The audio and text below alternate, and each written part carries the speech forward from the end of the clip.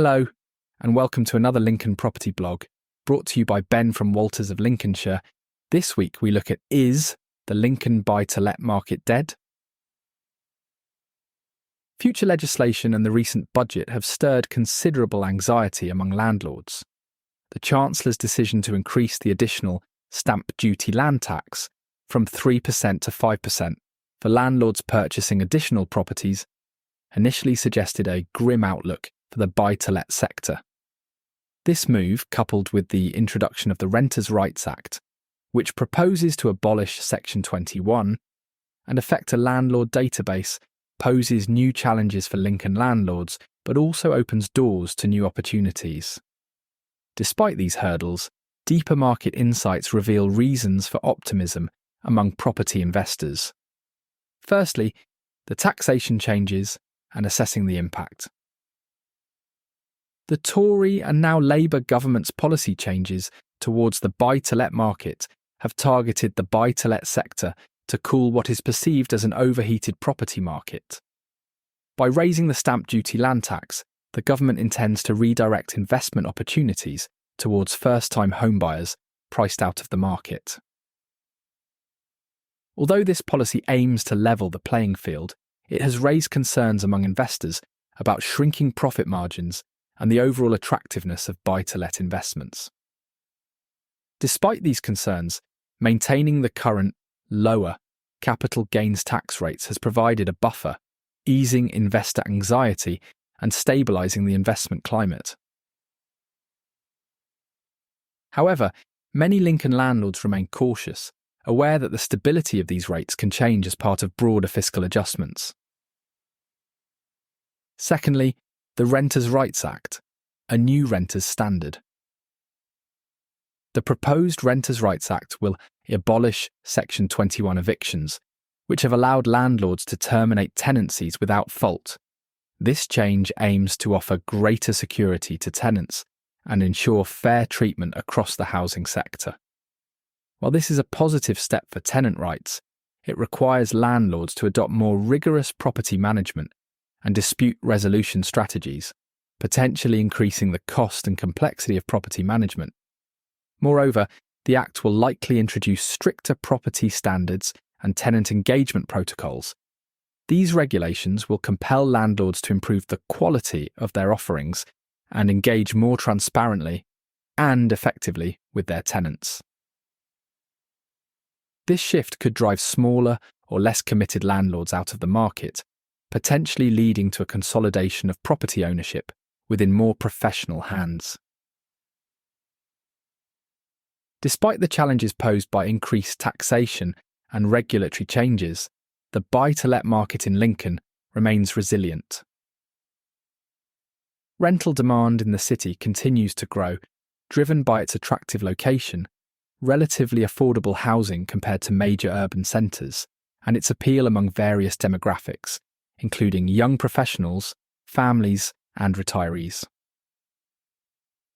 An analysis of local rental data over the past 5 years shows stability and increased rental prices, suggesting that the market can absorb the impacts of taxation changes without a dramatic downturn. The average rent in Lincoln in 2024 was £954 per month, a 42.2% increase from £671 per month in 2019. Meanwhile, the number of Lincoln rental properties on the market has dropped by 19.5%, from 4,626 in 2019 to 3,724 in 2024. Also, don't forget that national house prices have risen by 25.7% in the last 5 years. One might say that's all well and good, but what will this extra 2% stamp duty cost the average Lincoln landlord? The average price of a Lincoln buy-to-let property in 2024 is £149,950, meaning the average Lincoln landlord will only need to pay an additional £2,999, which is only 3.1 months' rent. What about adapting strategies for landlord success in Lincoln? To navigate this evolving landscape successfully, landlords in Lincoln may need to consider several strategic adjustments. Diversification. Landlords can spread risk and tap into varying demand streams by diversifying their Lincoln property portfolios to include a mix of residential types and targeting different tenant demographics. Reduction of rent arrears.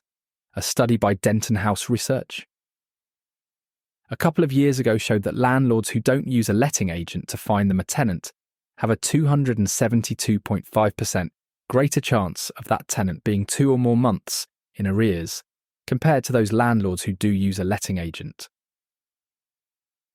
Enhanced tenant relations, prioritising tenant satisfaction and retention, can lead to longer tenancies, reducing turnover costs and maintaining steady rental income streams. Rent protection.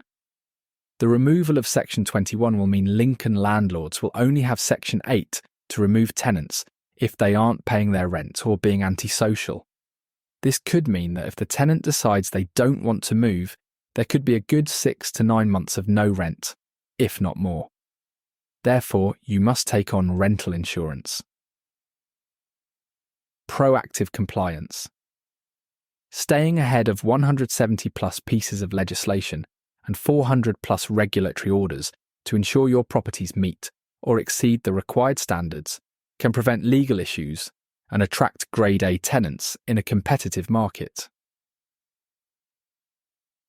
My final thoughts for Lincoln landlords. While the initial outlook for buy-to-let investments in Lincoln might seem daunting due to recent legislative and fiscal changes, the underlying market dynamics suggest a different narrative. The demand for quality rental properties will likely remain strong, providing opportunities for landlords willing to adapt to the new conditions. By adopting thoughtful strategies and leveraging the intrinsic strengths of Lincoln's property market, landlords can continue to thrive. The evolution of the buy-to-let market in Lincoln is not a signal of decline, but rather an invitation to innovate and improve.